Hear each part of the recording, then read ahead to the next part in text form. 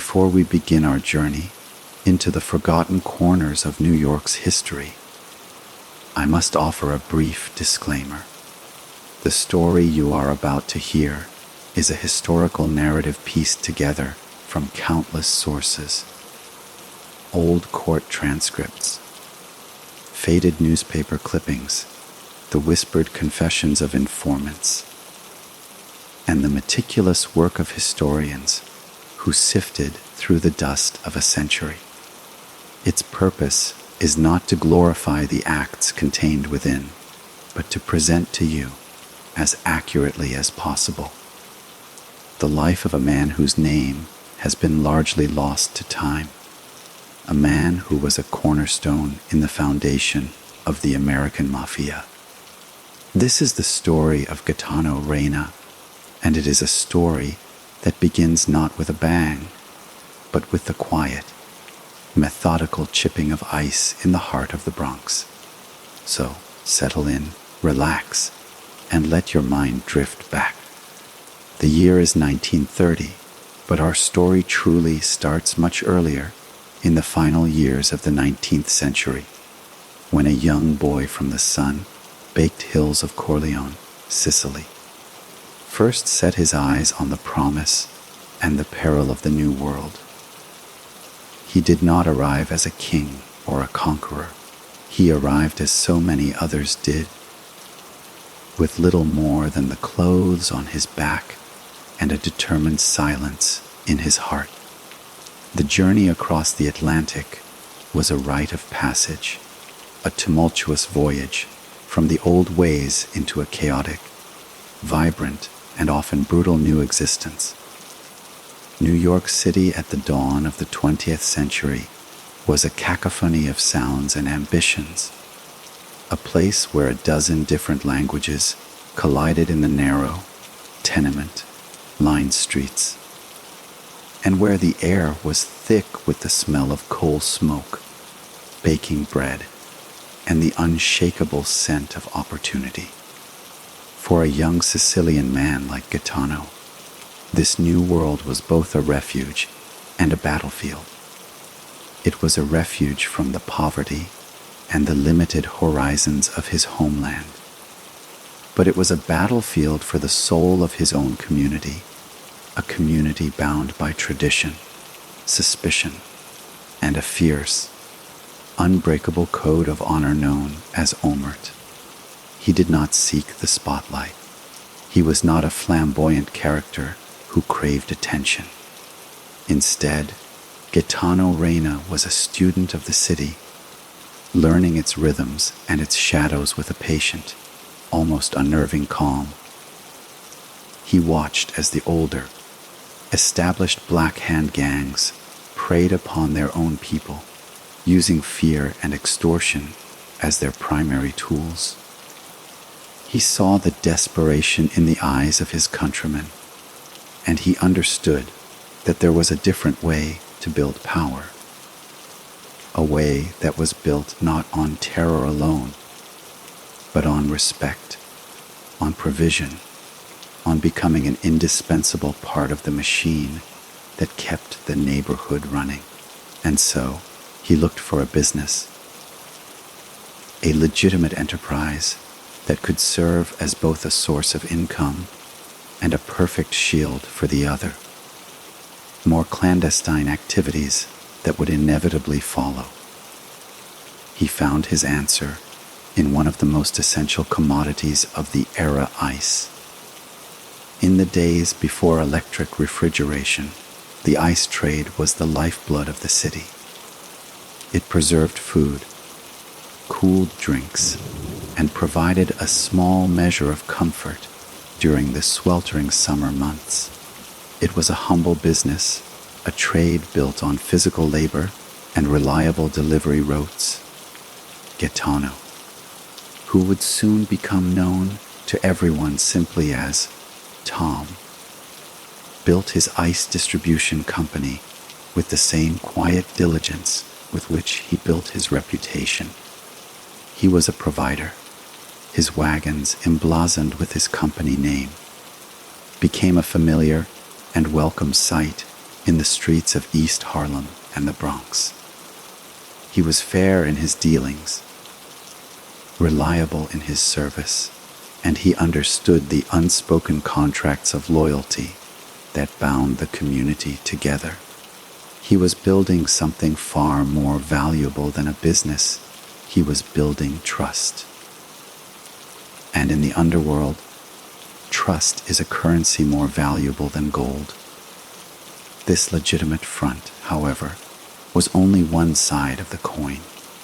As Prohibition descended upon America in 1920, the landscape of power was irrevocably altered. The Volstead Act did not stop people from wanting to drink. It simply handed the entire, immensely profitable industry over to men who were willing to operate outside the law. Tom Reina's ice business became the perfect front for a bootlegging empire. Who would question the comings and goings of ice wagons? What better way to transport contraband alcohol than hidden beneath blocks of melting ice? His established routes, his trusted drivers, his network of customers, all of it seamlessly transitioned into a new, far more lucrative enterprise. He became a crucial cog in the machinery of illegal alcohol, a wholesaler of vice who maintained a facade of quiet, respectable business ownership, while other, louder and more volatile men like Joe Masseria began to grab for headlines and territory with brute force. Reina operated differently. He was a mediator, a man who preferred alliances over wars. He believed that a stable, orderly criminal environment was better for business than constant, bloody conflict. He built a powerful family, one of the earliest and most cohesive in New York, and his influence stretched from the streets of East Harlem deep into the burgeoning Italian neighborhoods of the Bronx. He was a Mafia boss in the old world style, a man of respect, a uomo di pazienza, a man of patience. His power was not shouted from the rooftops. It was felt in the quiet deference paid to him in social clubs, in the way disputes were brought to him for arbitration, and in the unshakable loyalty of his men. He was, in many ways, the calm at the center of a gathering storm, a storm he neither created nor desired, but one that would eventually consume him all the same. He valued structure and stability in an age of chaotic ambition, and for a time, his quiet strength was enough to carve out a kingdom of his own in the shadows of a city that never slept. The world that Tom Reina so carefully built was not, of course, an island unto itself. It existed within a vast and volatile ecosystem of competing ambitions, a shadowy mirror of the legitimate city that bustled by day.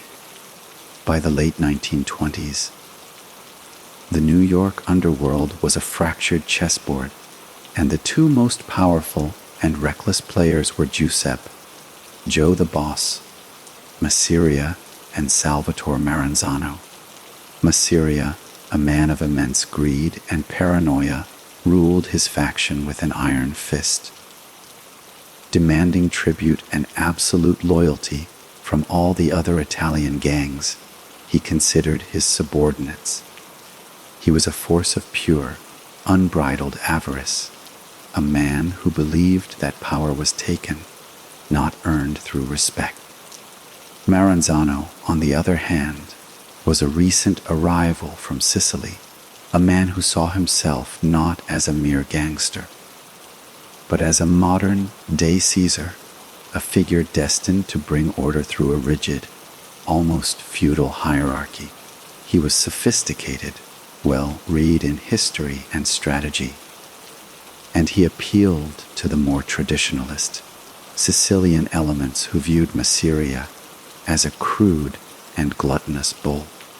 Between these two gathering titans stood men like Tom Reina, who commanded his own family with quiet authority, and who, for a time, managed to navigate the treacherous currents by pledging a necessary, but likely hollow, allegiance to Joe the Boss. Reina was a Masseria loyalist in name, a necessary political survival tactic, but in his heart, he was a Reina loyalist first and foremost.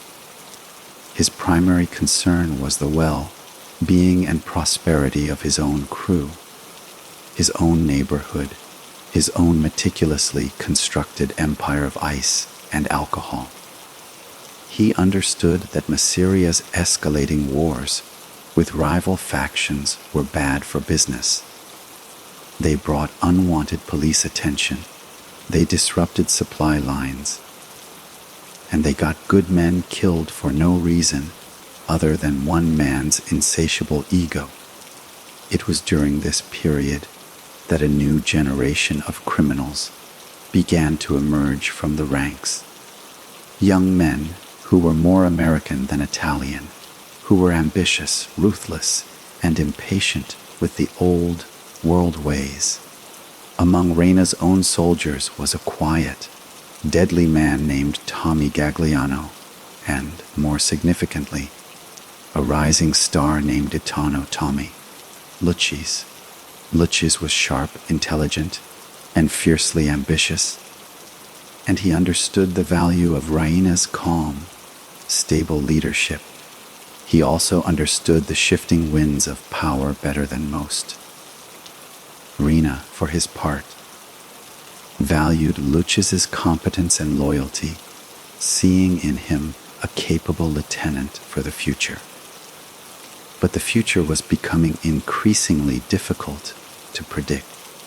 The catalyst for the coming storm was Masseria's own insatiable appetite, his war with a faction known as the Castellammarese clan, named for the Sicilian town of Castellamare del Golfo, from which many of its members, including Salvatore Maranzano, hailed, was escalating into open warfare.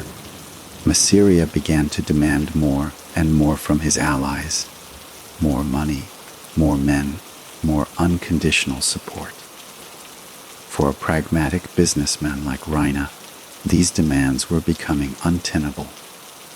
Whispers began to circulate. Whispers that Reina was growing discontent, that he was, perhaps, open to other alliances. The very qualities that made Reina so effective, his quiet independence, his primary loyalty to his own family, his desire for stability over conflict, began to make him a target in the eyes of the increasingly paranoid Joe the Boss. To a man like Masseria, hesitation was tantamount to treason. A subordinate who thought for himself was a subordinate who could not be trusted. The pressure on Reina intensified. He was caught in an impossible bind. To openly defy Masseria was to invite immediate and brutal retaliation. But to continue bankrolling a costly war he did not believe in was to bleed his own organization dry for a cause that benefited only one man. It is believed that during this tense period, Reina began to explore a secret dialogue with the other side, with Salvatore Maranzano himself. This was the most dangerous game imaginable. The details of these clandestine meetings are lost to history, occurring in back rooms of anonymous social clubs, in parked cars on dark side streets, communicated through trusted intermediaries. But the intent was clear. Reina was seeking a way out. He was a man trying to steer his ship away from a hurricane, all while pretending to his current captain that he was still sailing directly into the storm. He was playing for time, hoping for a resolution that would not force him to choose a side, a resolution that would allow him to return to the business of running his own affairs in his own quiet way. But in the world he inhabited, neutrality was a fantasy. The very act of contemplation, of seeking an alternative, was a death sentence. Unbeknownst to him, his fate was already being sealed in the mind of Joe the boss. Masseria, listening to the whispers and sensing the subtle shift in Reina's allegiance, came to a cold, calculated decision. If Reina could not be relied upon, then he was a liability.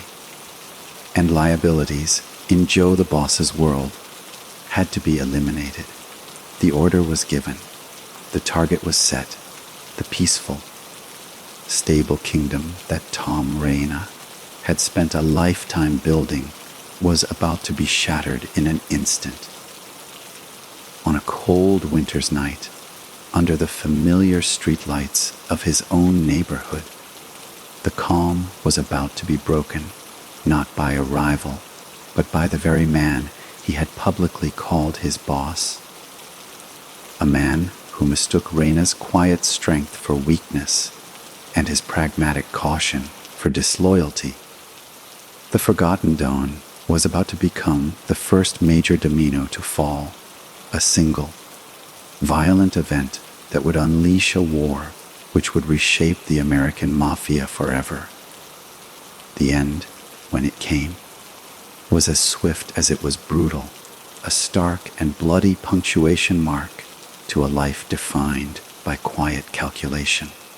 It was the evening of February 26, 1930. The winter chill had a firm grip on New York City, and a fine. Cold mist hung in the air, blurring the electric glow of the streetlights along Morris Park Avenue in the Bronx. This was Reina's territory, his kingdom, the streets where his ice wagons rolled, and where his word was law. He left his apartment at 655 East 138th Street, a building that stood as a testament to the success he had carved out for himself and his family. There was no reason for particular caution. He was in the heart of his own domain, a place where he was respected and, he believed, safe. He was on his way to visit his cousin, a simple, familial errand in the midst of the escalating political tensions that plagued his professional life. He walked with the steady, deliberate pace of a man who knew where he was going and what he was about. A man perhaps contemplating the impossible tightrope. He was walking between Masseria and Maranzano. He could not have known that the man tasked with his murder was not some stranger from a rival faction, but one of his own, a trusted associate from within the very fabric of his own organization. The killer was Vito Genovese, a young, ambitious, and ruthlessly pragmatic soldier who answered to Reina, but whose ultimate loyalty was to the volatile whims of Joe Masseria. Genovese was a rising star, a man who understood that his own path to power was paved not by loyalty to a local don like Reina, but by carrying out the most sensitive and brutal orders from the top. He had been waiting in the shadows, a figure blending into the familiar landscape of the neighborhood, holding a sawed-off shotgun that would soon tear a hole in the history of the New York underworld. As Reina stepped out into the damp night, likely his mind on family and business, Genovese stepped forward. There was no confrontation, no final words. The act was one of pure, cold execution. The roar of the shotgun blast was a violent tear in the quiet fabric of the evening. Multiple slugs tore into Tom Reina, the force of them throwing him backward, ending his life in an instant on the cold, wet pavement. The provider, the mediator, the man of quiet strength, was reduced to a lifeless body on his own street, his blood mixing with the icy water of the melting frost. The sound echoed and then faded, replaced by the frantic footsteps of Genovese disappearing into the labyrinth of the Bronx, leaving behind only the shocking silence of the aftermath.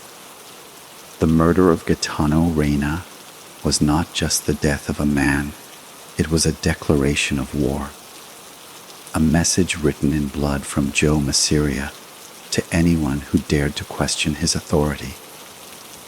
The message was clear. No one was safe, no alliance was sacred, and loyalty was a one-way street that ended in a pool of blood if you strayed from it.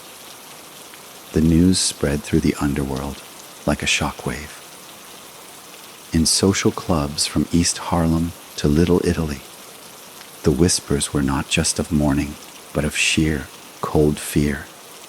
If a man like Reina, a boss of his stature, a man who had publicly aligned himself with Masseria, could be so easily and brutally eliminated on his own doorstep, then no one had any security. The killing shattered the illusion of safety that came with rank and reputation. It demonstrated that Masseria's paranoia was more powerful than any past loyalty or service. For the members of Reina's own family, the grief was compounded by a profound sense of betrayal and terror. They had lost their leader, their protector, the man who had built their organization from the ground up. And they knew with a chilling certainty that the man who had given the order was their nominal boss. Joe the boss himself, and the trigger man was one of their own. This created a seething, silent fury beneath the surface of their public mourning. The most immediate consequence, however, was the question of succession. Who would now lead the Reina family? The mantle fell not to the most senior lieutenant, but to a man chosen by Masseria himself in a blatant power grab, Joseph Pinzolo. Pinzolo was a Masseria loyalist through and through, an outsider imposed upon the grieving and angry Reina crew. This was the ultimate insult, a tyrannical move that stripped the family of its autonomy and made it clear that they were now merely a subsidiary of Masseria's own empire.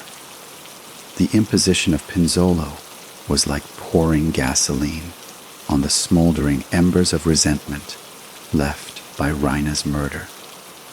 Tommy Gagliano and the young, shrewd Tommy Lucchese, who had been so close to Reina, now found themselves taking orders from a man they saw as a usurper, a puppet placed by the very man who had murdered their true leader. They publicly acquiesced, biding their time, but privately their allegiance had already shifted. Reina's death had not cowed them into submission, it had radicalized them. It was the catalyst that pushed them directly into the waiting arms of Salvatore Maranzano and the Castellammarese faction. The murder, intended by Masseria to solidify his control, had instead created his most determined and dangerous enemies. The Castellammarese War, which had been simmering for some time, now exploded into a full-blown conflict, and Gaetano Reina was its first and most significant martyr. His death transformed a territorial dispute into a righteous crusade for many of those who had known and respected him. The war would be a bloody, chaotic affair, a series of ambushes and retaliations that would grip the underworld for the next year and a half. But the seeds of its conclusion were sown in the moment of Reina's assassination. By killing a man who valued stability and order, Masseria had unleashed a chaos so profound that it would ultimately consume him. The Young Turks like Lucky Luciano, Genovese, and others would eventually see that the old world ways of mustache, Petes like Masseria and Maranzano, were bad for business, leading to this endless, draining war. Reina's dream of a stable, profitable criminal enterprise would, in a twisted way, be realized by these younger men, but only after they had wiped away the generation that had killed him. The forgotten Don, in his death, became the unwitting architect of the modern American Mafia. His murder set in motion a chain of events that would lead to the downfall of the very man who ordered it, and the rise of a new, more corporate-style syndicate, proving that the quiet man from the Bronx had, in the end, possessed a power that outlasted the roar of any shotgun.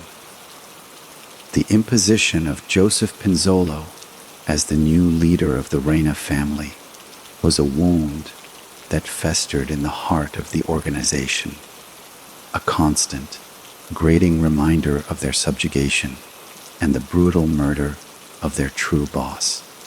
For Tommy Gagliano and Tommy Lucchese, two of Reina's most capable and trusted men, the daily reality of taking orders from a Masseria puppet was an unbearable humiliation. They moved through their duties with a surface, level compliance, their faces masks of neutrality. But beneath the calm exterior, a plot for vengeance was slowly, meticulously taking shape. Pinzolo, for his part, seemed either oblivious to the seething resentment around him, or arrogantly confident in the power of Masseria's name to protect him. He established his headquarters in an office on Broadway, a space that should have been the seat of Reina's legacy, but now felt like an occupied territory. He began to exert his authority, making decisions that benefited Masseria's broader war effort against the Castellammarese, often at the expense of the Reina family's own local interests and profits. Every directive from Pinzolo, every dollar funneled from their operations into Masseria's coffers, was another twist of the knife. The family, once a tight, knit crew bound by loyalty to a man they respected, was now a collection of simmering traitors, waiting for a signal. That signal came in the late summer of 1930, just months after Reina's assassination. The plot was a masterpiece of cold, blooded irony, a deliberate echo of the betrayal that had killed their Don. Gagliano and Lucchese, understanding the need for absolute secrecy, enlisted a small, trusted circle from within their own ranks. They knew the act had to be clean, decisive, and send another unmistakable message back to Joe Masseria: your puppet has been cut down. On September 5th, 1930, they lured Pinzolo to his Broadway office under the pretense of a business meeting, a discussion about the very revenues he was siphoning from them. It was a ruse that played on his own greed and sense of control. When Pinzolo arrived, unsuspecting and likely feeling secure in his position, he was met not with ledgers and reports, but with gunfire. The killers, believed to be acting on the direct orders of Gagliano and Lucchese, shot him dead in the very office that symbolized his illegitimate rule. The murder of Joseph Pinzolo was not just another gangland killing, it was an act of insurrection. It was the Reina family declaring their independence and serving notice that they would no longer be ruled by a tyrant or his proxies.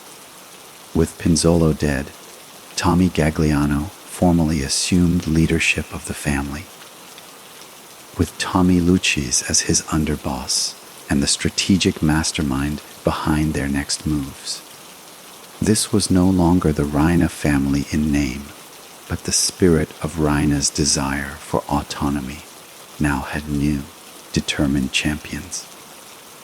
The assassination immediately placed Gagliano and Lucchese in direct opposition to Joe Masseria, making them formal allies of Salvatore Maranzano and the Castellammarese faction in the ongoing war. This was a seismic shift in the balance of power. The Reina crew, with its deep roots in the Bronx and East Harlem, its control over the ice and coal businesses, which were perfect fronts for illicit activities, and its network of loyalists, was now a fully committed and highly motivated enemy of Joe the Boss. The war intensified, becoming bloodier and more widespread. Masseria, enraged by this open defiance, redoubled his efforts to crush the Castellammarese and their new allies. But each act of violence only seemed to strengthen the resolve of the opposition. The conflict was a brutal stalemate, a war of attrition that was draining resources and drawing unwanted attention from law enforcement. It was within this context of prolonged and seemingly pointless violence that a new conspiracy began to form, one that would ultimately fulfill the legacy of Gaetano Reina in a way he could never have imagined. The younger generation of mobsters, men like Charles Lucky Luciano, Vito Genovese, and Frank Costello, who operated under Masseria but were not blinded by the old world Sicilian rivalries, saw the war as bad for business. They watched as profits were diverted to buy weapons, as valuable men were gunned down in the streets, and as police pressure intensified on all their operations. They began to secretly question the leadership of both Masseria and Maranzano, viewing them as mustache Petits, old-world dinosaurs whose personal vendettas and thirst for absolute power were jeopardizing the future of organized crime in America. Luciano, in particular, a visionary who dreamed of a national syndicate run like a corporation, saw the endless fighting as an archaic and destructive obstacle. He began to communicate in secret with his counterparts on the other side, including men like Gagliano and Lucchese from the former Reina family. They found common ground, not in old world loyalty, but in a new world pragmatism. They agreed that the war had to end, and the only way to end it was to eliminate the two men who were fueling it, Joe Masseria and Salvatore Maranzano. This was the Young Turks plot, a revolutionary idea that sought to decapitate the old guard and establish a new order. The first to fall was Joe Masseria. On April 15, 1931, Luciano lured his boss to a lunch at a restaurant in Coney Island, a final meal that was a masterpiece of deception. They ate together, discussing business, and after the meal, Luciano excused himself to the restroom. As soon as he was gone, a team of gunmen, which included men loyal to the rebellion, entered the restaurant and shot Masseria to death, leaving his body slumped over the table. The man who had ordered the murder of Gaetano Reina was now himself a victim of the very cycle of violence he had initiated. With Masseria gone, the war effectively ended. Salvatore Maranzano, seeing himself as the victor, called a meeting of all the crime families in New York. He declared himself the capo di tutti capi, the boss of all bosses, and outlined a new structure for the Mafia, organizing the 5 major families that would dominate New York for decades to come: Luciano's family, the Gagliano family, the direct successor to the Reina family, the Profassi family, the Mangano family, and his own. For a brief moment, it seemed that Maranzano had achieved what Reina had never wanted: a throne. But the young Turk's vision of the future had no room for a single supreme boss. They had just killed one, and they would not tolerate another. Luciano, Genovese, and their allies, including Gagliano and Lucchese, understood that Maranzano, despite his sophisticated airs, was just another Mustache Pete, a dictator in a businessman's suit. Just a few months later, on September 10, 1931, a team of Jewish hitmen posing as tax agents, sent by Luciano and Meyer Lansky, entered Maranzano's office and stabbed and shot him to death. The Castellammarese War was finally, definitively over.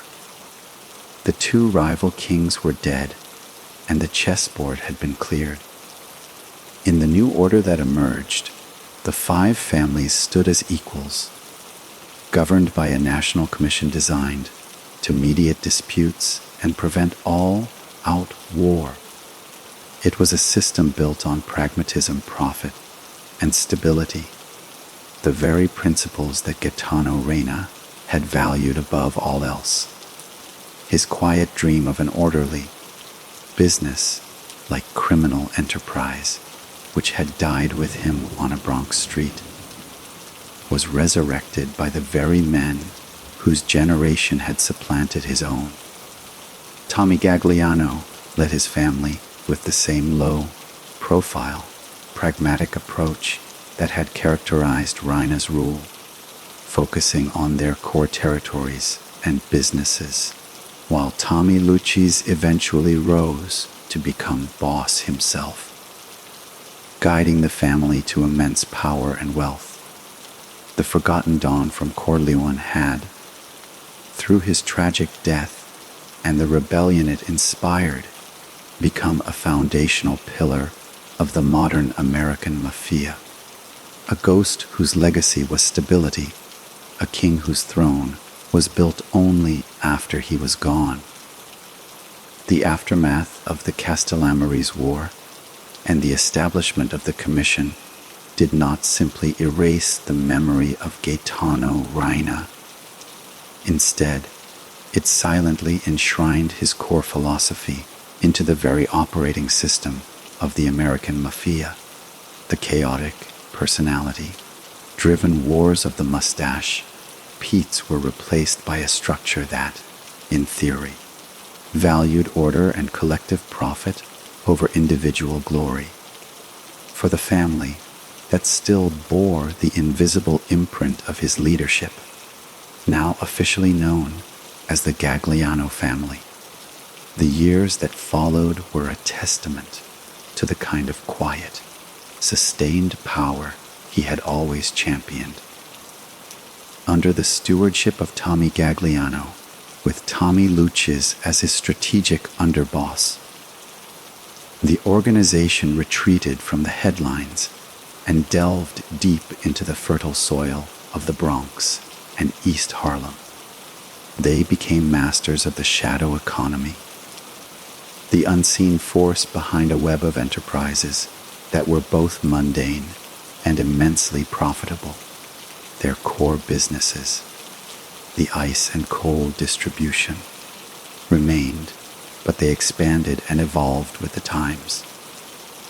As the nation plunged into the Great Depression, Their control over these essential commodities gave them a unique leverage over both the legitimate world and the underworld.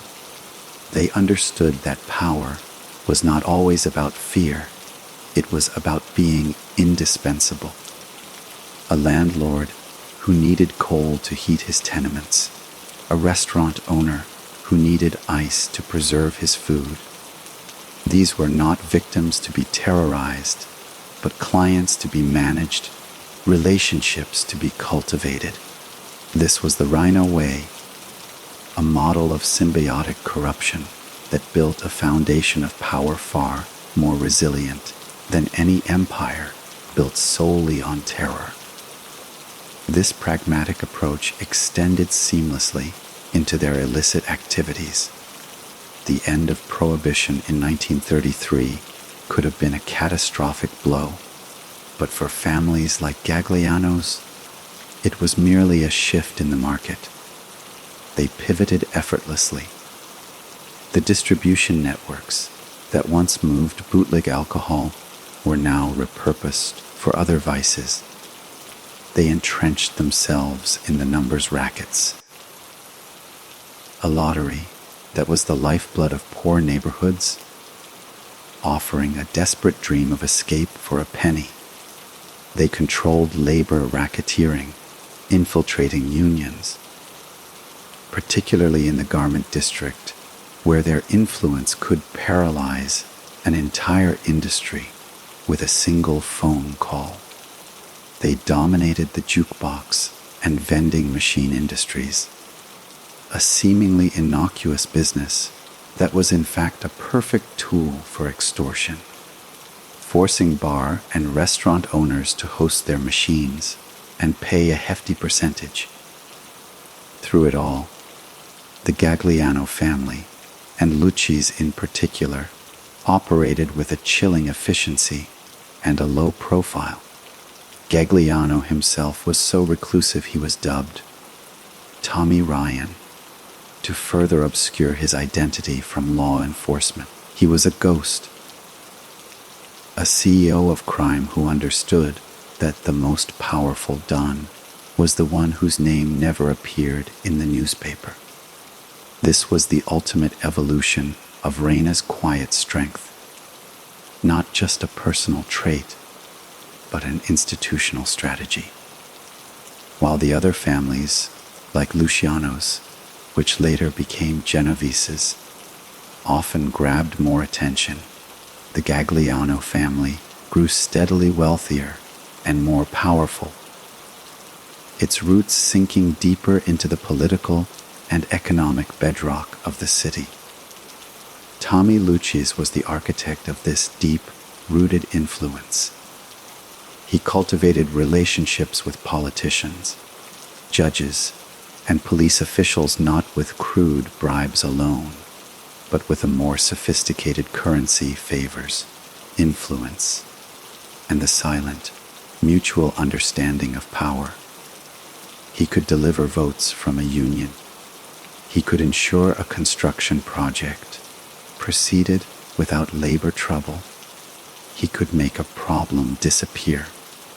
This web of corruption was invisible to the public, but it gave the family a form of immunity and operational freedom that was more valuable than any army of gunmen. The family became a hidden government. Its authority felt not in the crack of gunfire, but in the quiet nod of a union boss, the favorable ruling of a bought judge, the sudden cooperation of a reluctant businessman. This was the empire Gaetano Reina had envisioned. Not a kingdom of fear, but a partnership in profit. A silent syndicate woven into the fabric of daily life. The violence was never abandoned, of course. It was simply relegated to the background, a tool of last resort, a surgical instrument rather than a blunt weapon. When a threat emerged, it was dealt with swiftly and quietly. Its disappearance a whispered warning to those in the know. but a non-event to the outside world. This period of sustained, low-profile growth lasted for decades. When Tommy Gagliano died of natural causes in 1953, a rare and peaceful end for a Mafia boss, the transition of power to Tommy Lucchese was seamless. It was a testament to the stability Reina had instilled in the family culture. Under Lucchese's leadership, the family, now known as the Lucchese crime family, reached its zenith. He continued and expanded the strategy of political corruption and labor racketeering, becoming one of the most powerful and connected men in New York, all while maintaining a public face, aid of a humble businessman.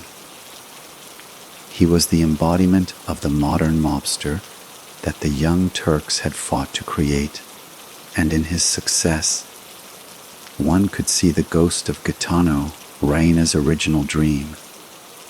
The Forgotten Don's legacy was not a bloodline, but a blueprint.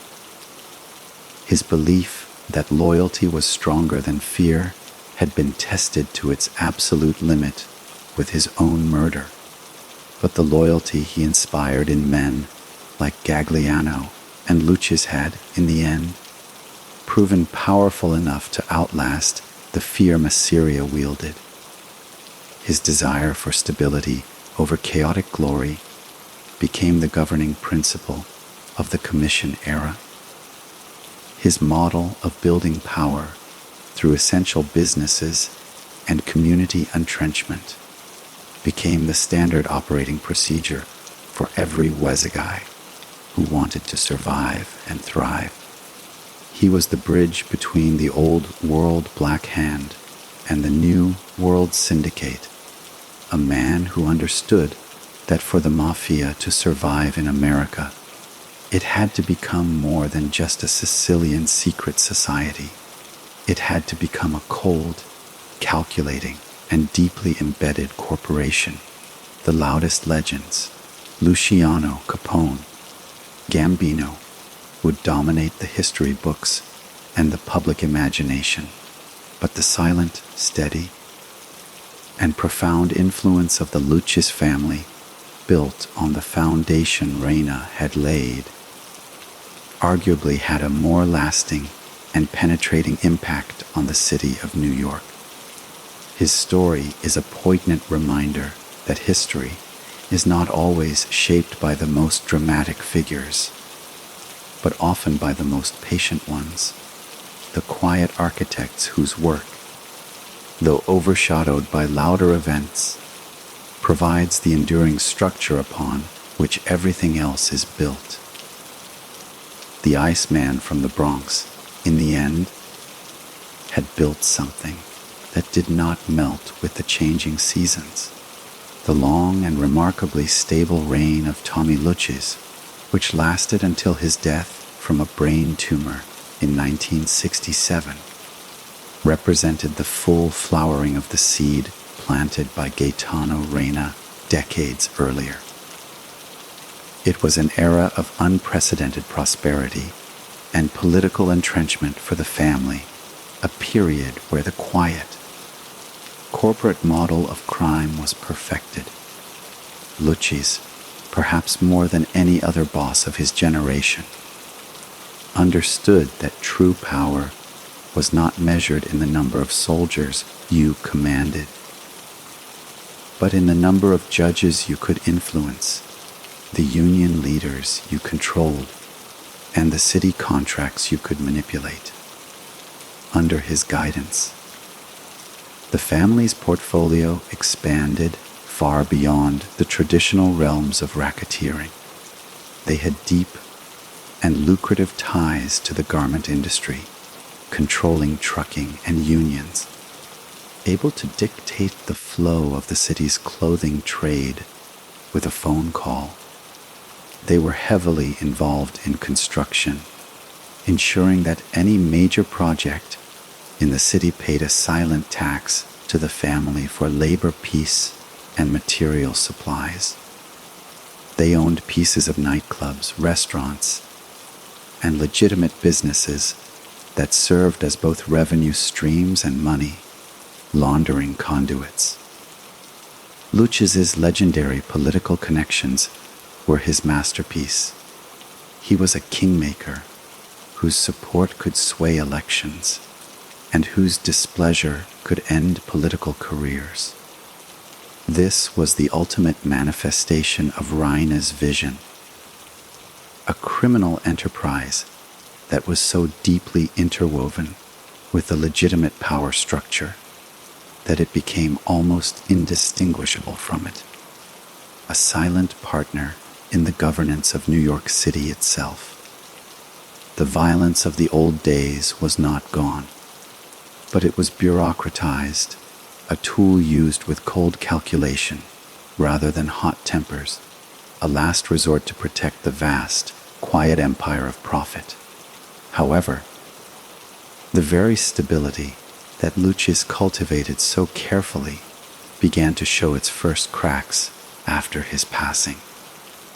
The succession itself was a smooth, internal affair, with long-time underboss Carmine Tremonti taking the helm. Tremonti, known as Mr. Gribbs, was a respected figure, but he lacked the deep political genius of Lucchese. The family continued to operate profitably, but the golden age of absolute control was subtly beginning to wane. The 1970s brought new and formidable challenges that tested the Reina model as never before. The rise of new, aggressive criminal organizations, particularly the Cuban gangs involved in the exploding drug trade, created unpredictable and violent competition on the streets. More ominously, a new generation within the Mafia itself was growing restless. These were men who had not lived through the chaos of the Castellammarese War, who took the stability of the Commission for granted, and who saw the immense profits being made in narcotics, a trade officially forbidden by the Commission due to the harsh prison sentences it attracted.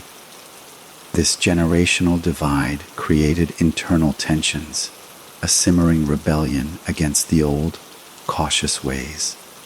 The family was also being targeted by a new breed of law enforcement, armed with federal laws like the Racketeer Influenced and Corrupt Organizations Act, or RICO, which allowed prosecutors to go after the entire organization as a criminal enterprise, rather than just nabbing individuals for isolated crimes. The walls were beginning to close in. The true unraveling, the point at which the quiet empire began to loudly crumble, began in the 1980s under the leadership of Anthony, Tony Ducks, Corallo, who took over after Tremonti was imprisoned. Corallo was an old-school, hardened boss, but his reign would become synonymous with the beginning of the end. The federal government, led by ambitious prosecutors, had finally perfected the use of RICO, and they had a new, devastating weapons, the turncoat, the Code of Omert, the sacred silence that Gaetano Reina and his contemporaries had lived and died by, was breaking down. Faced with the prospect of spending the rest of their lives in prison, made men began to break. The first major blow was Salvatore, Sammy the Bull, Gravano's decision to testify against John Gotti, but for the Lucchese family, the catastrophe was personified by Alphonse, Little Al, Darko, a high-ranking captain who became the first acting boss of a New York crime family to turn government witness. D'Arco's defection in 1991 was a seismic event. He didn't just provide evidence on a few murders. He laid bare the entire inner workings of the Lucchese family. he detailed the chain of command, the initiation ceremonies, the profit sources, and most damningly, the specific crimes authorized by the leadership, including Corallo himself. The testimony was a roadmap for prosecutors, and it led directly to the conviction and life imprisonment of Anthony Corallo, along with his underboss and consigliere, in the famous Mafia Commission trial of 1986, which devastated the leadership of all 5 families. The 1990s and early 2000s were a dark age for the family, a period of rapid decline, internal betrayals, and almost farcical leadership struggles that would have been unthinkable in the days of Reina or Lucchese. With the top leadership in prison, power fell to a chaotic and violent series of acting bosses, including the notoriously brutal Anthony Jaspipe Casso. Casso's reign was a throwback to the worst days of Joe Masseria, paranoid, reckless, and drenched in blood. He embarked on a wild killing spree, ordering hits on anyone he suspected of disloyalty, including fellow mobsters and even an innocent federal judge he mistakenly believed had been targeted by another family. His chaotic violence was the absolute antithesis of the quiet, corporate model, and it brought a world of heat upon the family.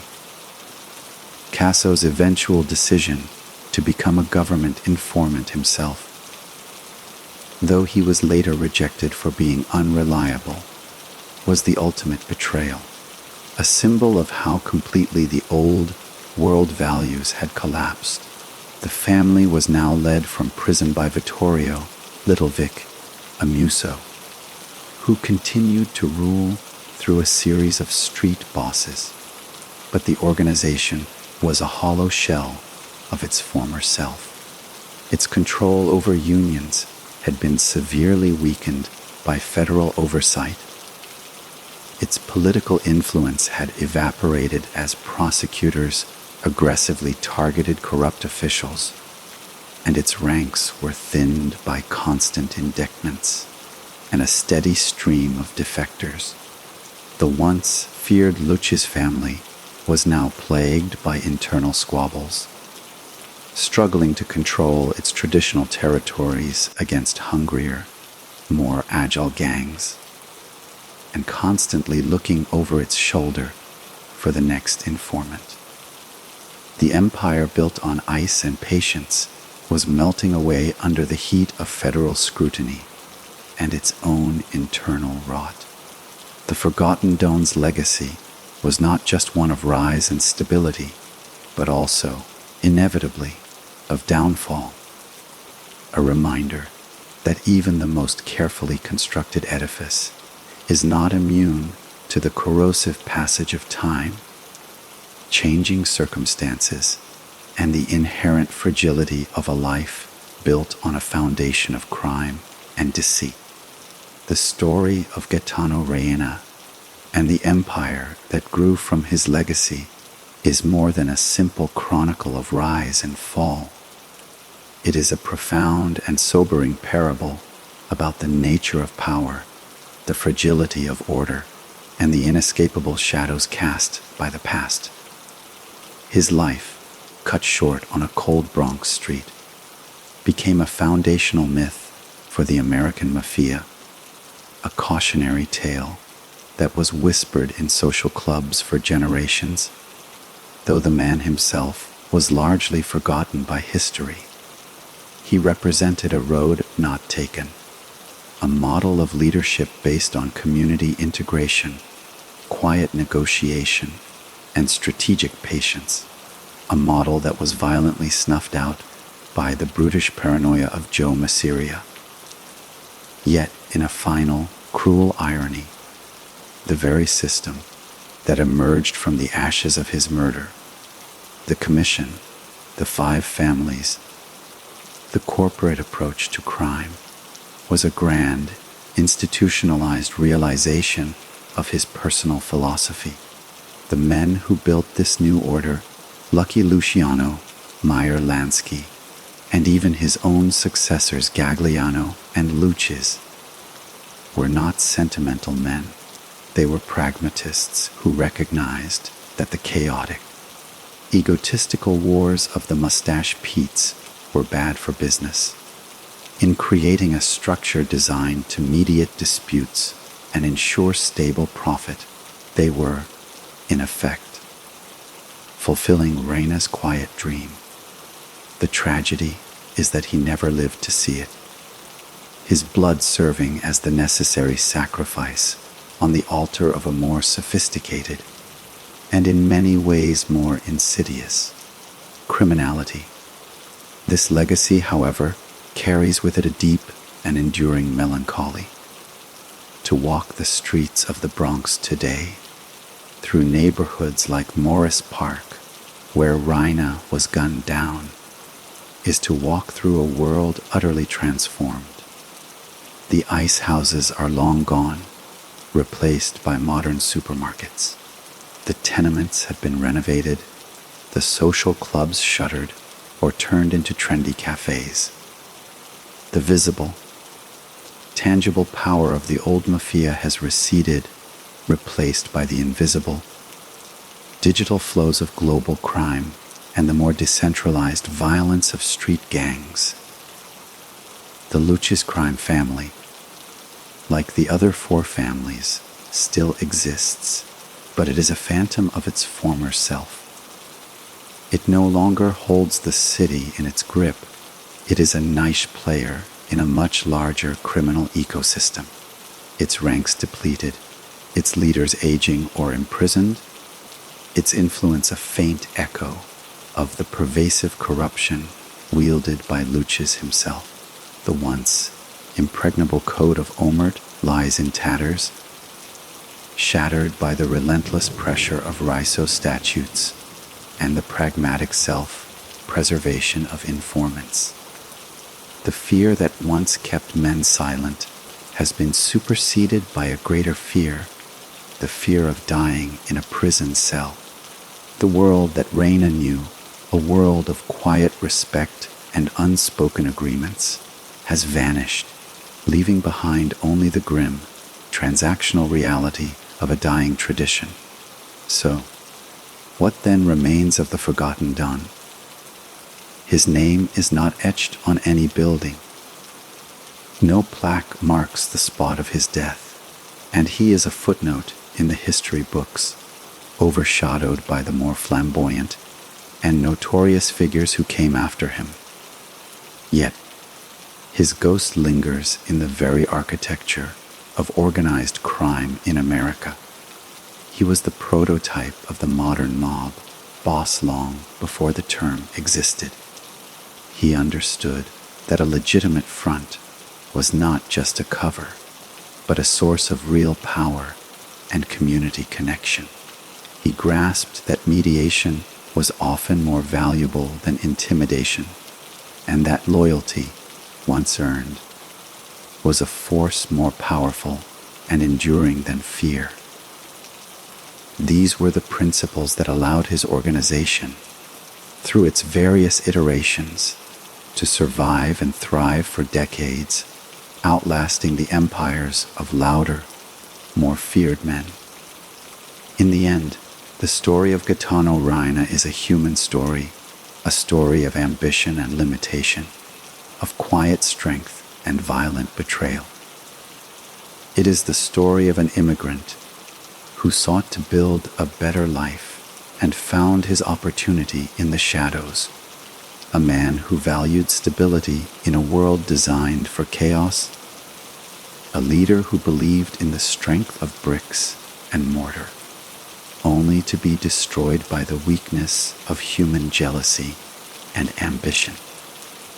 His life reminds us that history is not just shaped by the loudest voices in the room, but often by the most patient listeners, the quiet strategists who build their worlds one careful brick at a time, only to have them torn down by forces they could not control. As we bring this reflection to a close, let the story of Tom Reina serve as a final, lingering thought before you drift into sleep. It is a tale from a different New York, a city of shadows and whispers, of ice wagons and secret meetings.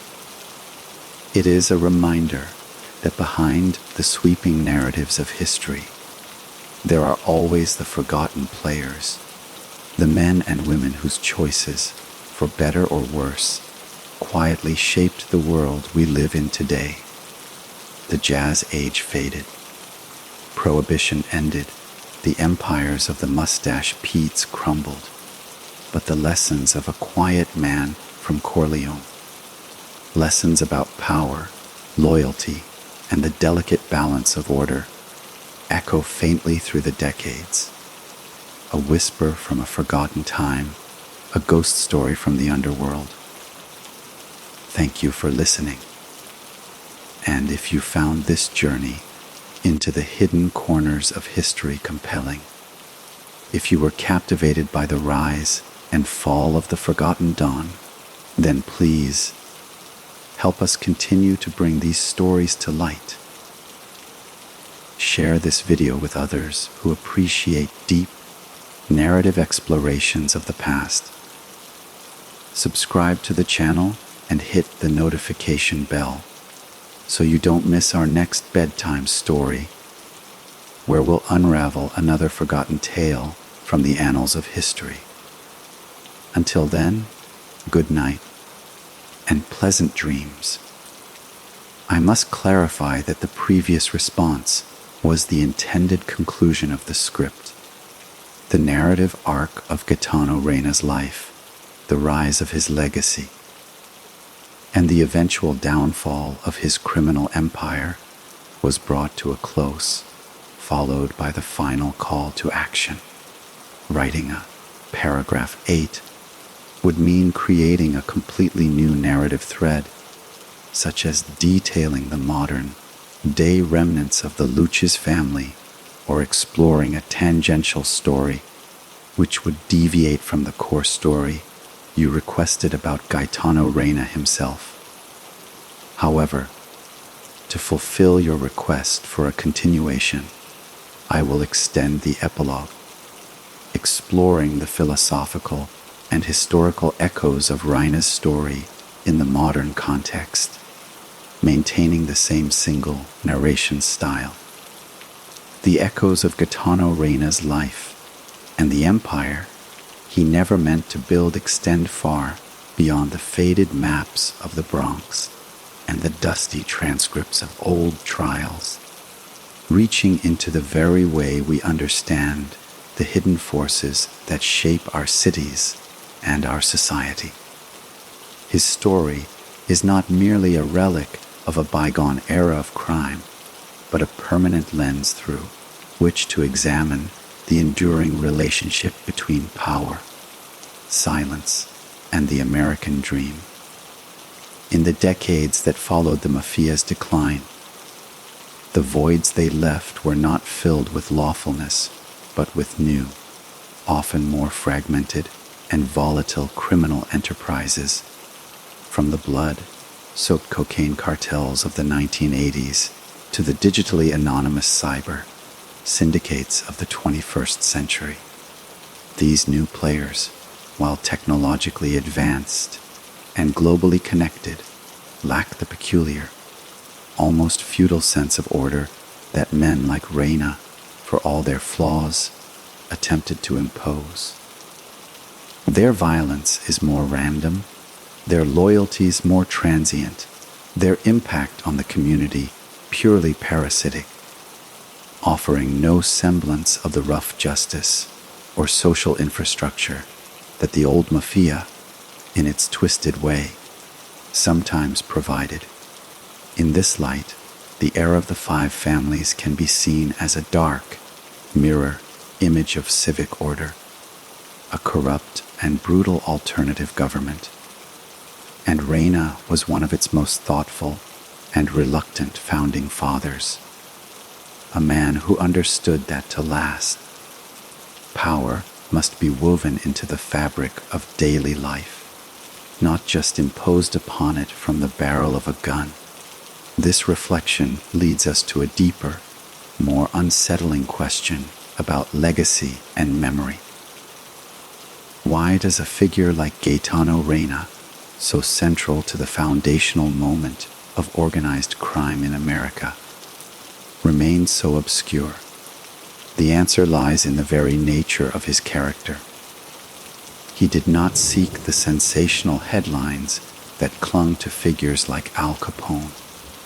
He did not cultivate the flamboyant public persona of a John Gotti.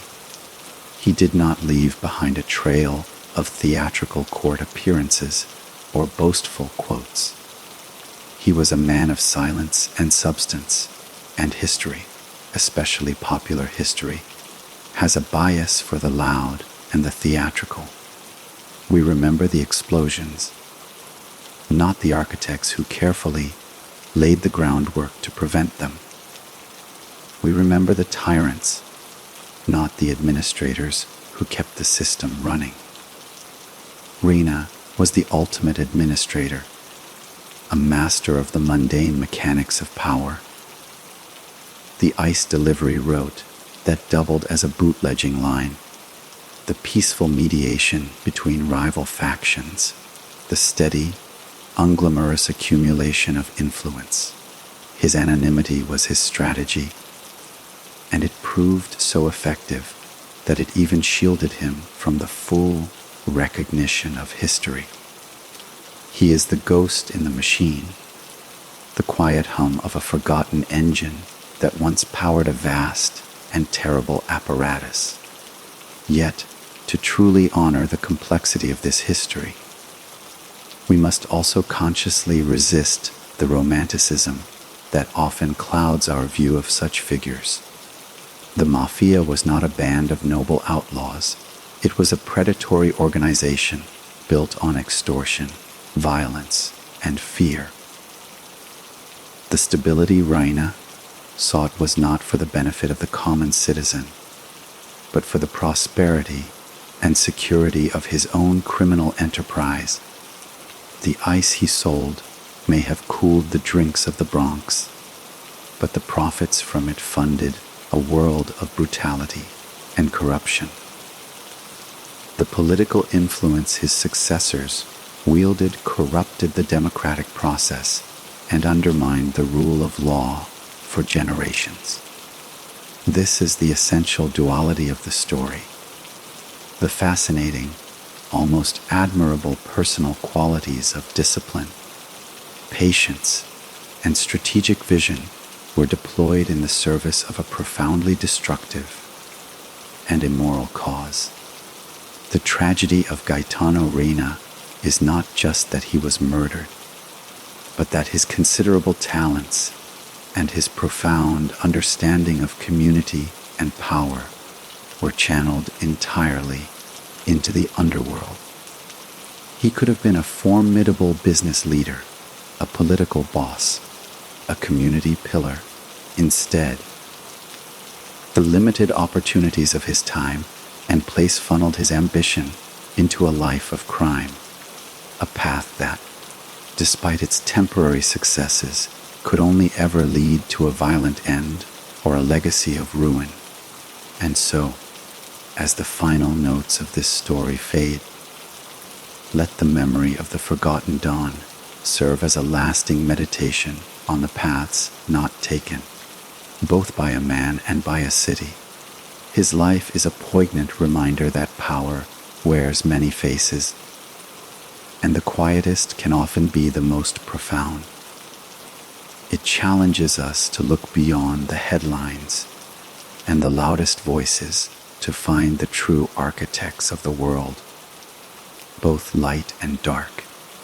It asks us to consider the cost of the shadows that trail behind the American dream, the hidden toll of ambition in a world of limited choices, from the sun-baked hills of Corleone to the misty, blood-stained pavement of the Bronx The journey of Gaetano Reina is a complete and resonant human drama, a symphony of silence and violence, construction and destruction, whose final, fading echo is a question: what is truly remembered and what is truly lost? If this journey into the heart of a hidden history has captivated you, if the story of the quiet man who shaped a criminal century has given you a new perspective, then we invite you to become a part of our community. Your engagement is what allows us to unearth these forgotten tales. Please share this video with anyone who loves a story woven with depth and nuance. Subscribe to the channel and click the notification bell so we can continue to be your guide through the forgotten corridors of the past. Our next narrative awaits, ready to be unveiled. Until then, thank you for listening, and may your dreams be filled with stories yet untold. The cold, institutional gray of a modern federal prison stands in stark, silent contrast to the bustling, vibrant streets of the Bronx that Gaetano Reina once knew, and it is within these sterile, oppressive walls that the final, ignominious chapter of his legacy is now being written by the remnants of the family that still bears his successor's name, the once formidable Lucchese family, a name that once struck fear into the hearts of union leaders and businessmen alike, now exists as a hollowed-out shell, its operations severely constrained, its leadership aging behind bars, and its future as bleak as the concrete of its members' prison yards. The current boss, Mickey DeSantis, who officially took the reins in 2020, does not rule from a social club or a shadowy office. He rules from a federal correctional institution, serving a sentence that ensures his leadership is largely symbolic, managed through whispered messages and carefully visited visitors, a far cry from the direct, hands-on authority of a Reina or a Lucchese, the family's power, which once flowed through the political and economic arteries of New York City, has now contracted to a desperate struggle to maintain control over a few dwindling rackets, some illicit gambling, a little loan sharking, and labor corruption on a much smaller, less brazen scale. They are like a grand old tree, its trunk hollowed out by the relentless ants of federal investigations, its branches, once sprawling and powerful, now brittle and few, struggling to grasp the sunlight in a forest filled with younger, more aggressive rivals. The Code of Omert, the sacred silence that was the very bedrock of Reina's world, has been rendered almost obsolete, not by a sudden change of heart, but by the cold, hard calculus of the modern justice system, where life sentences handed down under the Reicho Act have proven to be a more powerful deterrent than any fear of a mobster's bullet. This stark reality forces us to confront the ultimate futility that lies at the heart of this entire saga, a futility that Gaetano Reina, in his most private moments, might have vaguely sensed but could never have fully envisioned. The endless cycle of violence, the meticulous building of empires, the countless lives sacrificed on the altar of ambition. For what? For the privilege of dying old in a prison cell, or being forgotten by history, or witnessing the slow, humiliating decay of everything you built. The Castellammarese War, which Reina's murder ignited, was fought to decide who would rule the underworld, But no one could have foreseen that the ultimate victor would not be a man or a family, but the federal government itself. The sophisticated corporate structure that the young Turks put in place to ensure stability and profit ultimately provided prosecutors with a perfect blueprint for destruction. The very thing that made the Mafia so powerful, its structure, its hierarchy, its enduring traditions, became the weapon of its own annihilation. The story of organized crime in the 20th century is, in its final analysis, a story of a Pyrrhic victory, where winning the battles for territory and influence only guaranteed losing the war for long-term survival. The quiet, stable kingdom Reina dreamed of was always an illusion, a mirage built on a foundation of sand that was constantly shifting with the tides of betrayal and the relentless erosion of time. And so, as we pull back from the specific fate of the Lucchese family and return our gaze to the man who started it all, we see Gaetano Reina not just as a historical figure, but as a tragic archetype. He is the cautionary tale of the builder who is destroyed by the very chaos he sought to contain. The pragmatist who is outmaneuvered by the fanatic. The man of order who becomes the catalyst for a generation of disorder.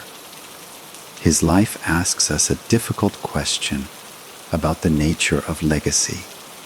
Is it found in the temporary structures we build, or in the lasting consequences of our actions, intended or not? Reina's direct, physical legacy, his family, his business, was violently taken from him in an instant.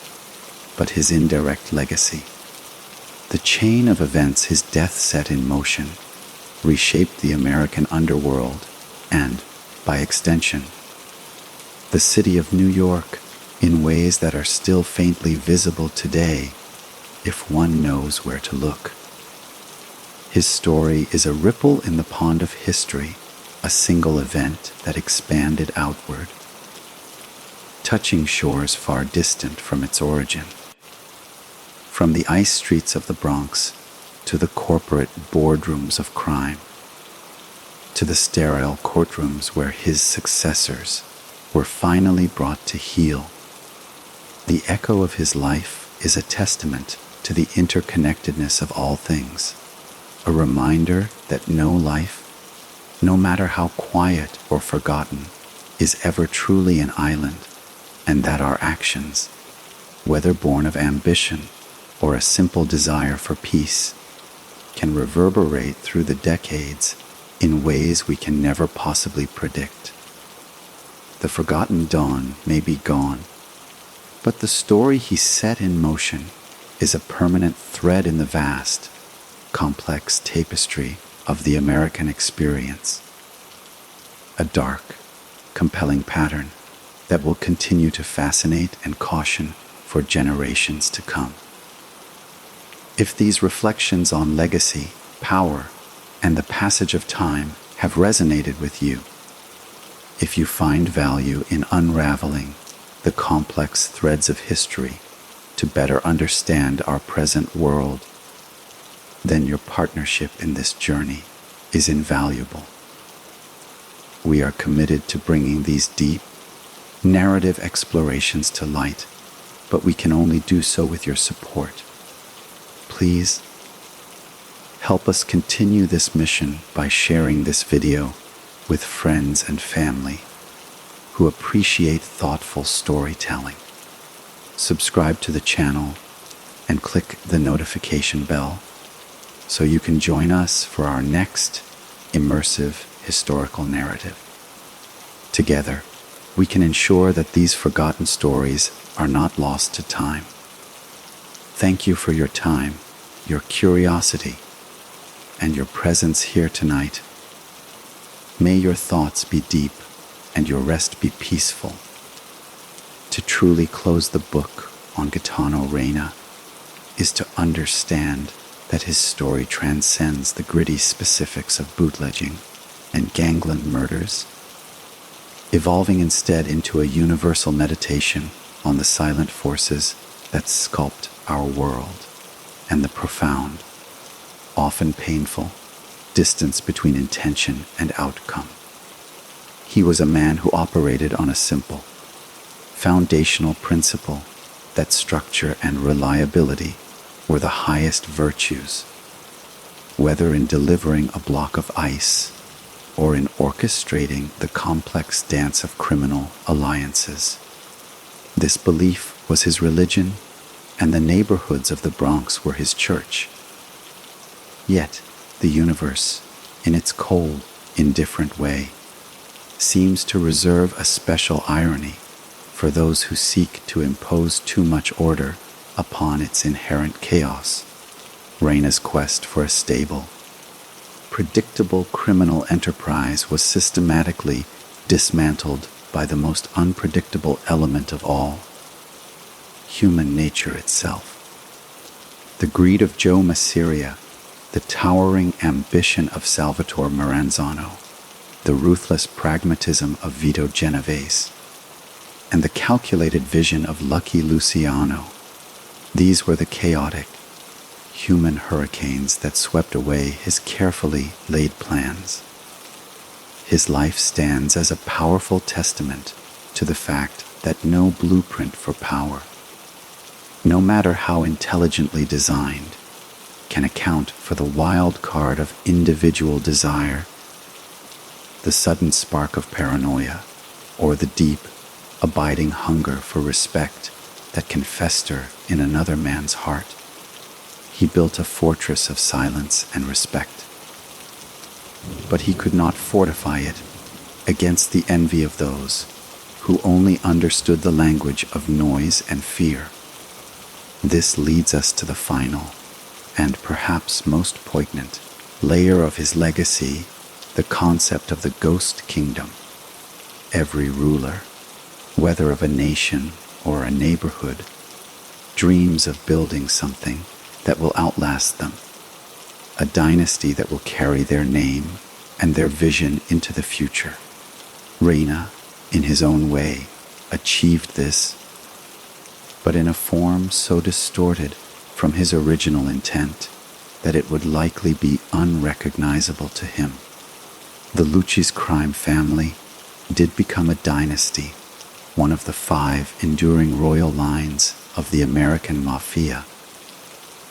But its longevity was purchased with a currency he would have found abhorrent: relentless violence, systemic corruption, and ultimately, wholesale betrayal. The stability he craved was only ever achieved through the temporary, terrifying equilibrium of mutually assured destruction, a balance that was destined to eventually tip. The kingdom survived, but the soul of the kingdom, the quiet, community-focused pragmatism that was Reina's hallmark, was the first thing to be sacrificed on its altar. He is the ghost in this machine, a spectral presence whose original design is still faintly visible in the rusted, out gears and broken levers of the organization that bears his successor's name. His true legacy is not the family itself, but the haunting question of what it could have been had his philosophy, and not Masseria's, truly prevailed. It is the legacy of a road not taken, a whisper of a different, perhaps less bloody, history that we can now only imagine. And so, as we allow the story of the forgotten dawn to settle within us, we are left not with a simple moral, but with a complex and lingering feeling, a mixture of awe and sadness for the grand, tragic scale of a single, quiet life. From the immigrant hope of a young Sicilian boy to the bloody end on a misty Bronx street, to the century long echo of that single gunshot. His narrative is a powerful reminder that history is not a simple collection of dates and events, but a deep, flowing river of human choices, consequences, and unintended outcomes. We are all, in our own ways, both the architects and the prisoners of the structures we build, our lives constantly suspended between the order we desire and the chaos that inevitably intrudes. The story of Gaetano Reina, the Iceman, the Quiet Dawn, the Forgotten King, challenges us to look beyond the surface of history, to listen for the whispers amidst the shouts, and to recognize that the most powerful currents are often the ones that run deepest and quietest, out of sight but forever shaping the landscape of our world.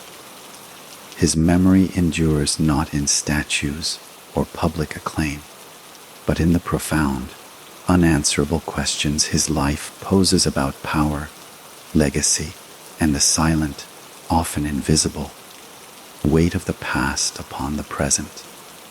If this journey through the life and legacy of Gaetano Reina has offered you a moment of reflection, a glimpse into a hidden world, or simply a compelling story to drift away to, then we have achieved our purpose. Our channel is dedicated to unearthing these lost chapters of history and presenting them with depth and narrative care. If you would like to support this mission and ensure you do not miss our next exploration into the forgotten corners of time, please show your support. Share this video with others who might appreciate it. Subscribe to the channel for more content, and tap the notification bell so you can join us when we next begin a story. Your engagement allows these forgotten tales to be told once more. Thank you for your time, your curiosity, and for listening. May your night be quiet and your rest be deep. The true, final resting place of Gaetano Reina is not in any physical grave, but in the vast and silent archive of human endeavor, a cautionary fossil embedded in the sedimentary rock of time, whose discovery forces us to question the very nature of the stories we tell ourselves about power, progress, and the past. His near erasure from the popular narrative of organized crime is, in itself, a powerful historical statement, revealing a societal preference for the dramatic anti-hero over the quiet administrator, for the explosive climax over the meticulous, slow, burning build-up. We immortalize the volcanic eruptions of a Gotti or a Capone because their stories are simple, their morals easily drawn, their flamboyance a spectacle that translates effortlessly into legend. But Reina's story is one of subtlety and nuance, a tale where the most significant moments are not the gunshots, but the silent decisions made in back rooms, the unspoken agreements between men who understood that the world was built on a foundation of mutually assured interest.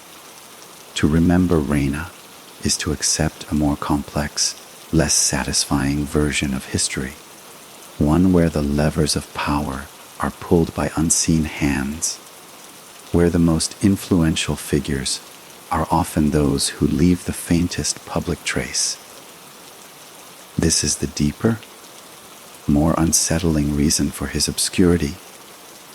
His memory challenges our comfortable addiction to clear villains and heroes, forcing us to confront the banality of evil and the sobering reality that great historical shifts are often initiated by men who simply wanted to be left alone to manage their small piece of the world.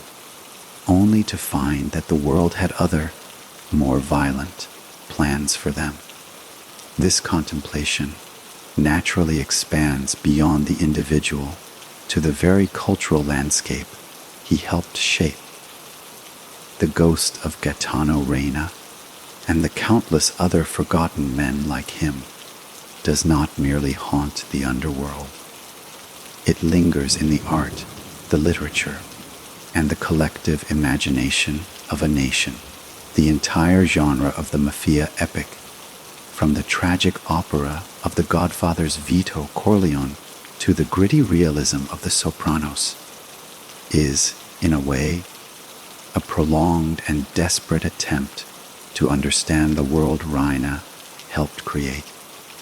These stories grapple with the same central tension he embodied: the struggle to maintain tradition in a modernizing world, the conflict between the desire for a legitimate legacy and the pull of a criminal one, and the corrosive effects of a life lived in the shadows. When we watch Michael Corleone's soul slowly harden, or witness Tony Soprano's desperate attempts to manage his chaotic family and his crumbling psyche, we are seeing fictionalized echoes of the very real, human dilemmas that Reina faced a century ago. He was the prototype for the quiet, thoughtful Dun, the man who believed in reason over rage, whose tragedy was that the world around him was not reasonable. His life provides the authentic, historical bedrock upon which these grand fictions are built, a reminder that even our most potent myths are rooted in the silent struggles of forgotten men. And so, as we finally truly bring this story to a close, we are left with a profound sense of the circularity of history and the enduring human themes that transcend any single life or era. The specific battles over ice distribution routes have been replaced by cyber, wars over digital territory. The social clubs have been supplanted by encrypted chat rooms, the loyalty sworn over a candle lit table has been replaced by the transient alliances of global syndicates. But the fundamental dynamics remain unchanged: the ambition, the betrayal, the thirst for respect, the eternal dance between order and chaos. Gaetano Reina's journey from Corleone to the Bronx is a single, poignant thread in this endless tapestry, a vivid illustration that while the stage and the props may change, the essential human drama continues, relentless and forever. His story does not end with the final breath of his organization or the death of the last man who remembered his face. It continues to reverberate wherever a quiet individual seeks to build something lasting in a world designed for destruction. Wherever the dream of stability is threatened by the reality of greed, and wherever the choices of one life ripple outwards to touch generations yet unborn.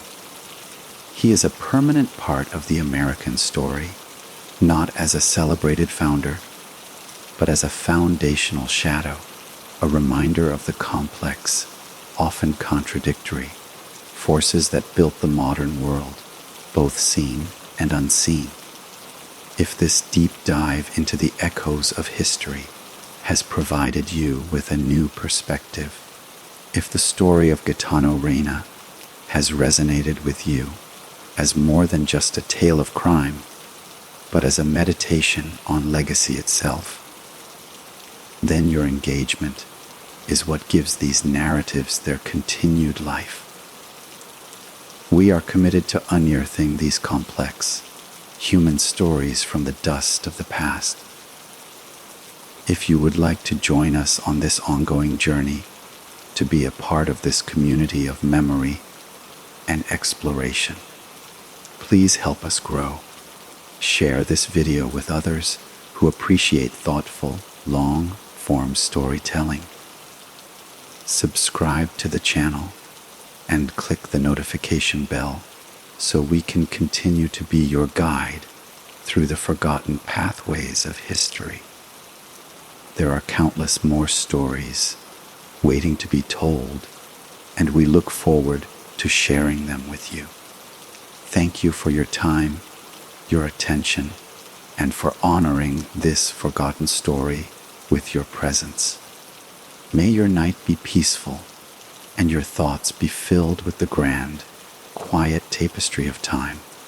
And so, we arrive here, now, at this quiet moment of reflection. The tale of Gaetano Reina having been fully unfurled like an old, intricate map, its borders defined, its landmarks noted, its hidden pathways revealed.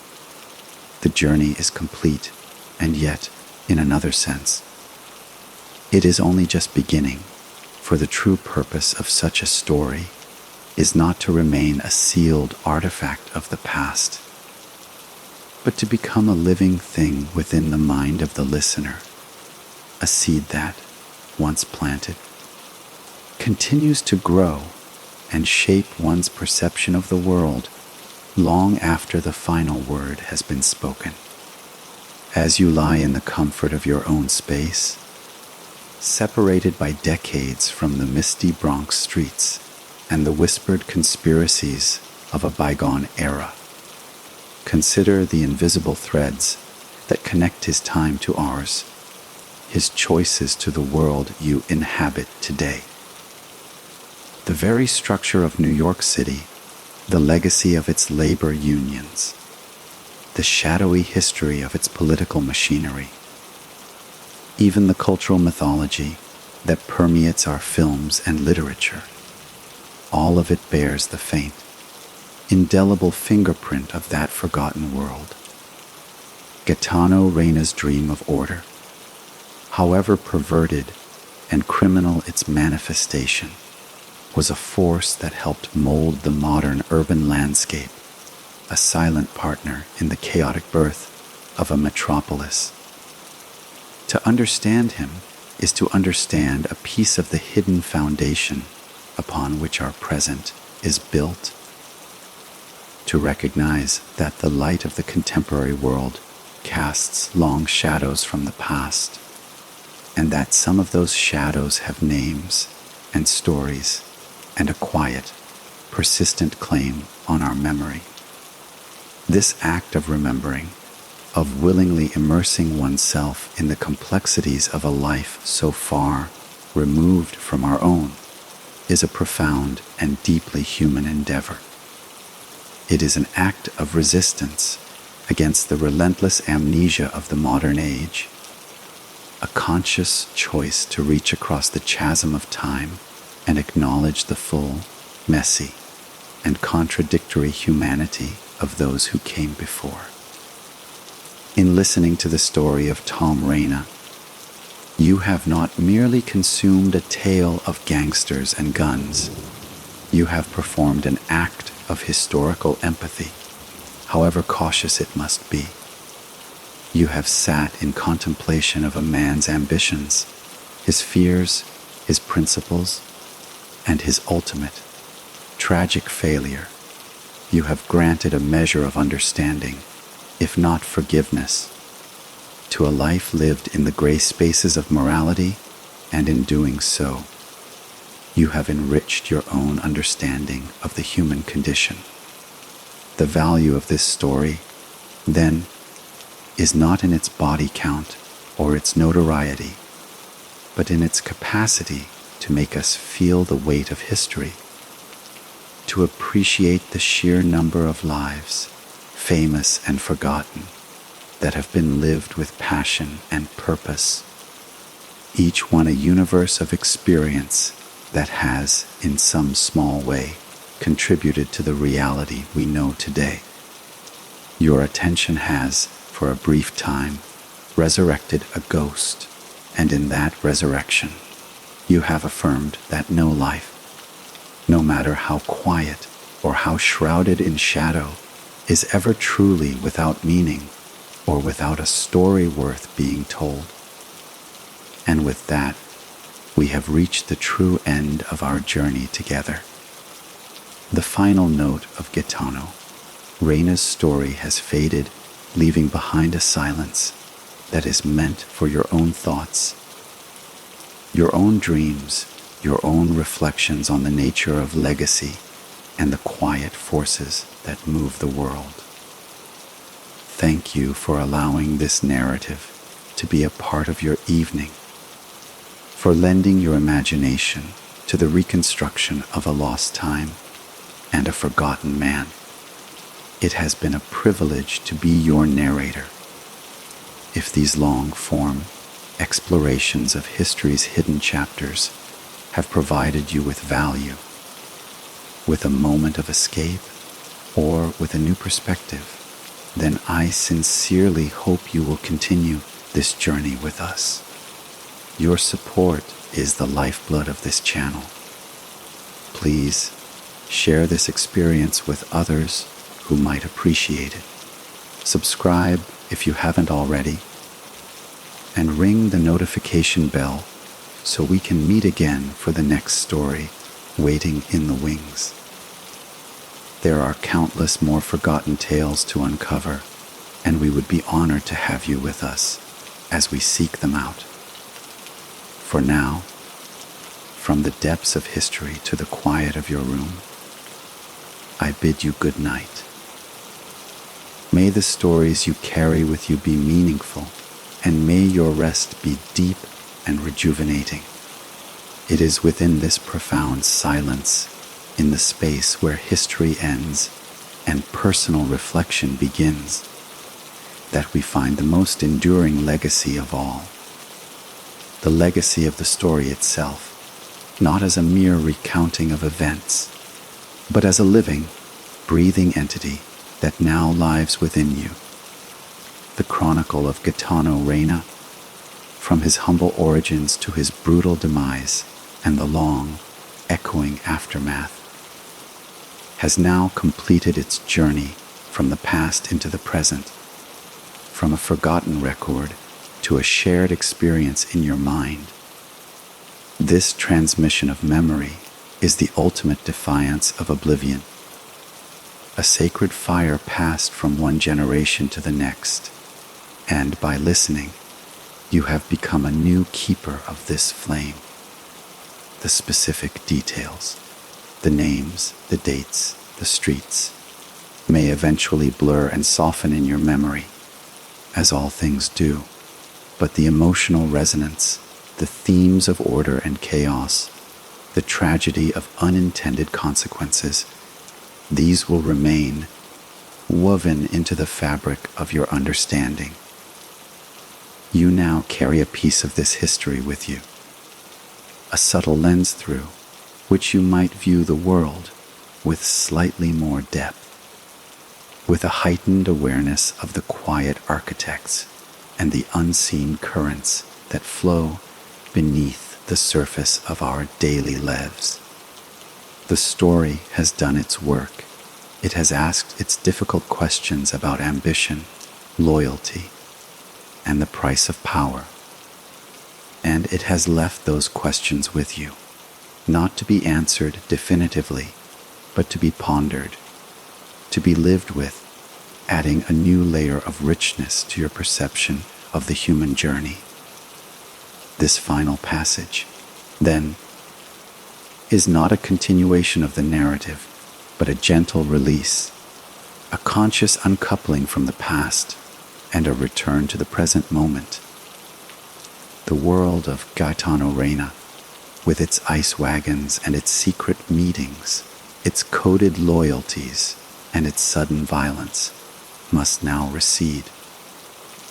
It has served its purpose as a vessel for contemplation, but this vessel must now dock, and you must disembark, returning to the tangible reality of your own life, carrying with you whatever insights or sensations you have gathered along the way. Let the story settle within you like sediment in a river, finding its own level, becoming a part of the bedrock of your consciousness. The goal of this long, immersive telling was never to glorify a world of crime, but to use its stark contrasts, the quiet man in a loud world, the seeker of order in a storm of chaos, to highlight universal struggles that touch every life, regardless of its path. We have walked together through the entirety of a man's impact on the world, and in doing so, we have held a mirror to the nature of legacy itself, recognizing that our own lives, however ordinary they may seem, are also creating ripples that will extend far beyond our view, touching futures we cannot imagine. And so, as the last echo of this tale fades into the night, I offer my deepest gratitude for your company on this journey. Your time and your attention are the most valuable currencies in our hurried world, and the gift of them is never taken for granted. This channel is built on the belief that stories matter, that deep dives into the past are not escapes from reality, but deeper engagements with it. If this belief resonates with you, if you wish to continue exploring the vast and quiet landscapes of history, then your partnership is essential. Please help this community of curious minds grow by sharing this video with others. Subscribe to the channel and click the bell to ensure you are notified when we embark on our next narrative adventure. There are countless more stories waiting in the archives of time, each holding its own lessons, its own mysteries, and its own unique magic.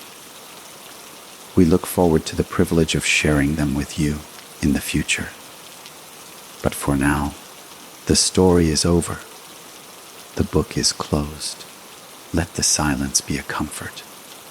Let the memories you've gathered be a solace.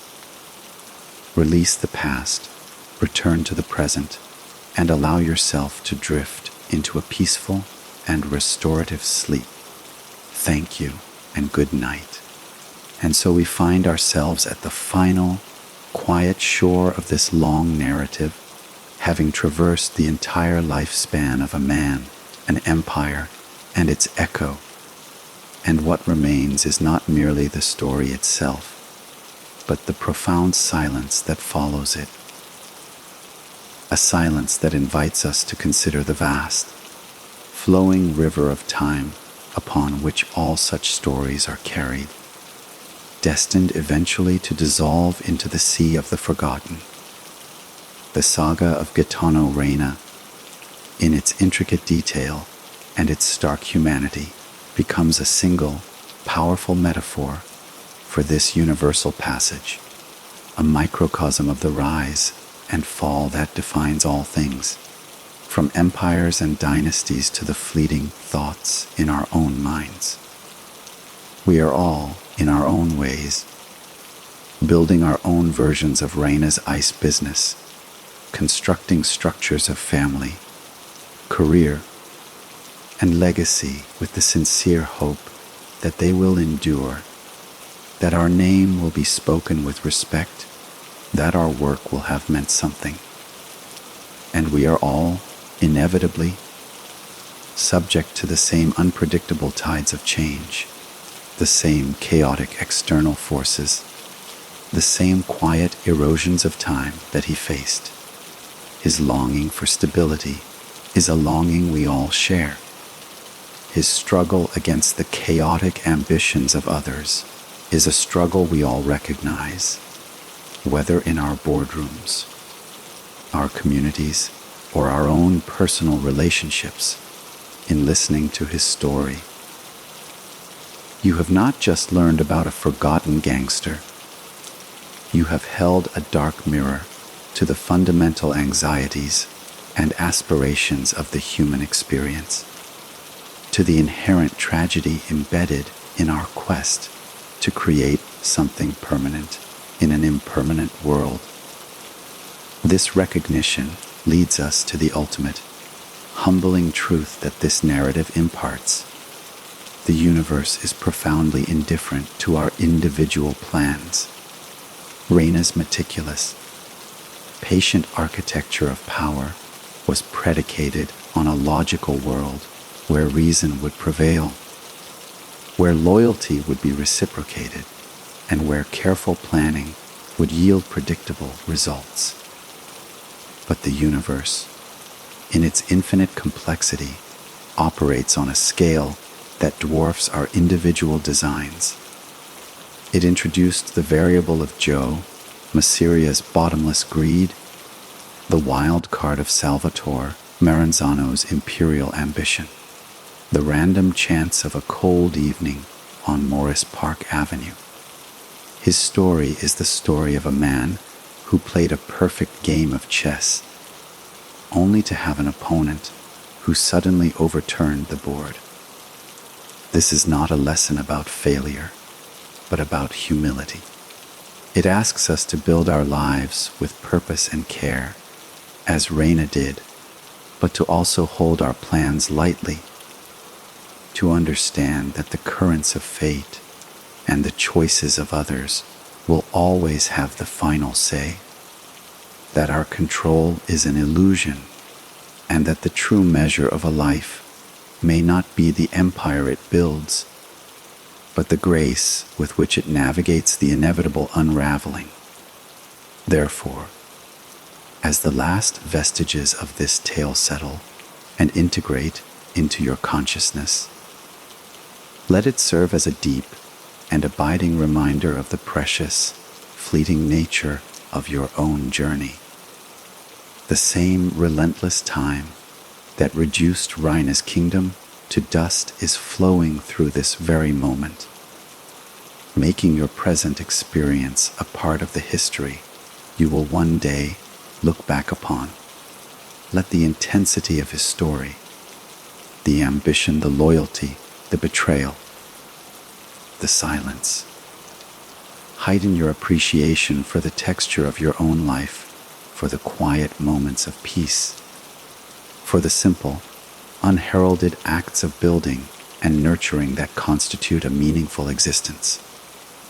His legacy, stripped of its criminal context, is an urgent plea to pay attention, to recognize the profound power of a quiet life lived with integrity, and to understand that the most enduring kingdoms are often not made of brick and mortar, but of the love, wisdom, and kindness we impart to others. These are the ripples that truly expand forever, the stories that never truly end. This concludes our journey. The account is settled, the final debt of memory paid. Thank you for your profound and sustained attention. This channel is dedicated to unearthing these deep narratives. And if you wish to continue this exploration of the human condition through the lens of history, your partnership is invaluable. Please share this with others who might appreciate a story told in full. Subscribe to the channel and click the notification bell to join us for our next foray into the past.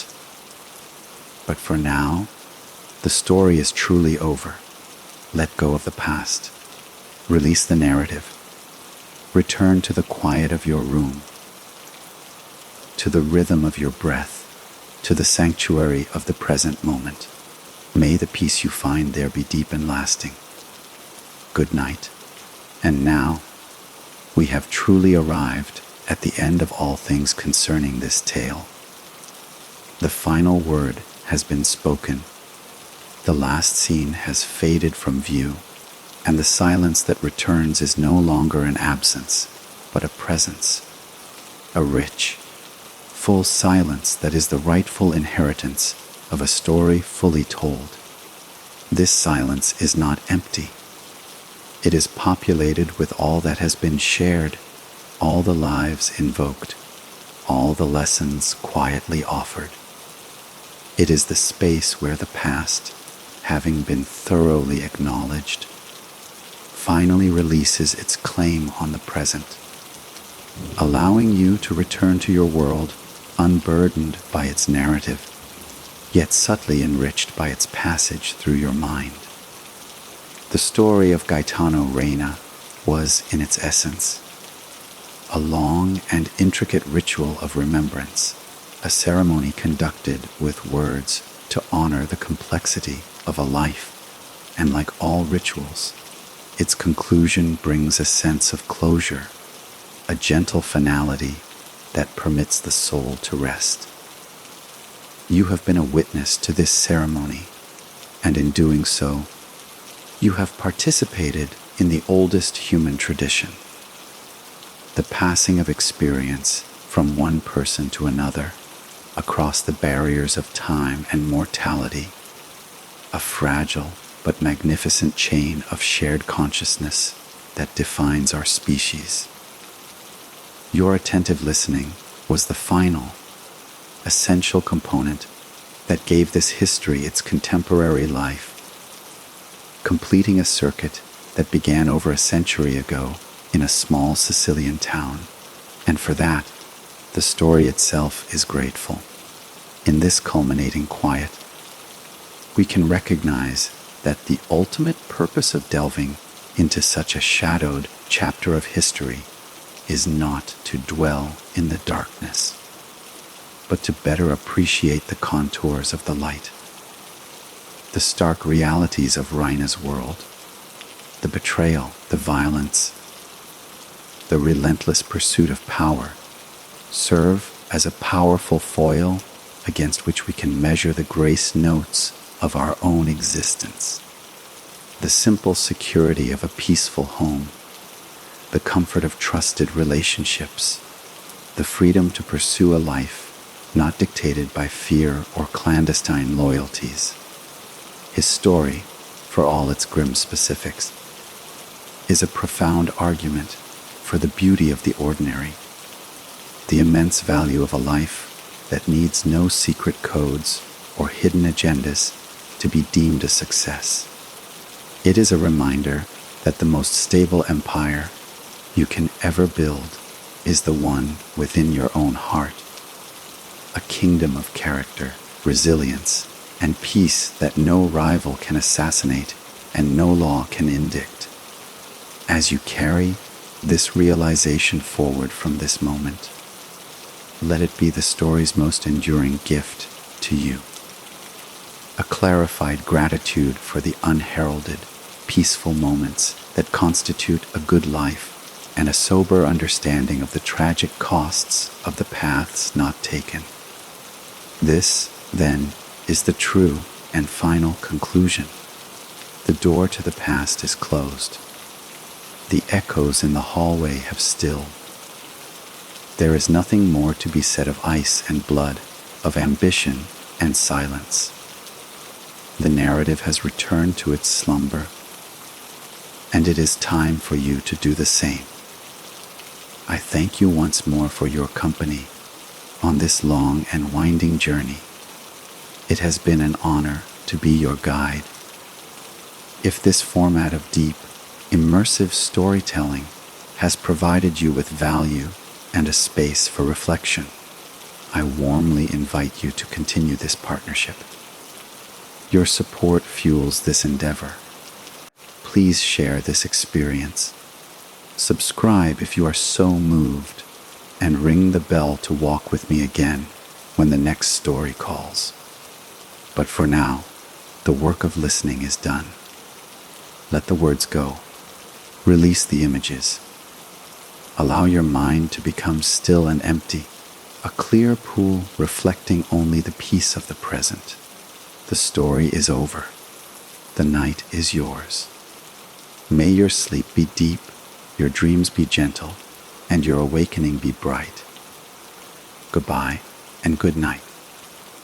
It is in the profound and absolute finality of this ending that we encounter the most beautiful and necessary truth of all, that every story, no matter how epic, must eventually surrender itself to the silence from which it came, not as a defeat, but as a fulfillment of its purpose. The narrative of Gaetano Reina has now completed its sacred contract with you, the listener. It has unfolded its entire being, offered up its joys and its sorrows, its constructions and its destructions, and in doing so, it has consumed itself entirely, leaving no hidden reserve, no unturned stone, no lingering thread. It is a fire that has burned down to its last ember, not with a sputter, but with a final, warm glow that now gives way to the cool, comforting dark. This is the grace of a finished story. It asks for nothing more. It does not demand that you continue its life through relentless analysis or frantic searching for more. It simply exists now as a complete entity within the cathedral of your memory, a stained glass window whose full picture can only be appreciated from a distance, in contemplation, not in the midst of its crafting. To attempt to add to it now would be to misunderstand the fundamental nature of an ending, which is not a failure of imagination, but its highest achievement, a gift of closure that allows you to be fully free, to turn your attention back to the living, breathing, unfolding story of your own life, carrying with you only the essence, the emotional resonance, the subtle wisdom that you have chosen to absorb. And so, this final communication is not a part of the story, but a gentle, firm, and loving farewell to it. We must, together, let it go. We must release the ghost of Gaetano Reina back to the history books. Allow the streets of the Bronx to return to their contemporary hum, and permit the intricate web of alliances and betrayals to recede into the inert past where it belongs. Your mind, which has been such a gracious host to this sprawling tale, deserves to be cleared, to be returned to you as a sacred space for your own thoughts, your own dreams, your own creations. The story was a guest in the house of your consciousness, and now its visit is conclusively over. It thanks you for your hospitality, and it takes its leave. There is a profound peace in this release, an understanding that some journeys are meant to be circular, to bring you back to your starting point, but transformed, seeing the familiar landscape of your own mind with slightly new eyes, appreciating the quiet and the stillness not as emptiness, but as a canvas of possibility. This is the end. There is no paragraph 16. There is no hidden chapter. There is only the deep, restful, and generative silence that is the rightful reward for a story well told and a journey well traveled.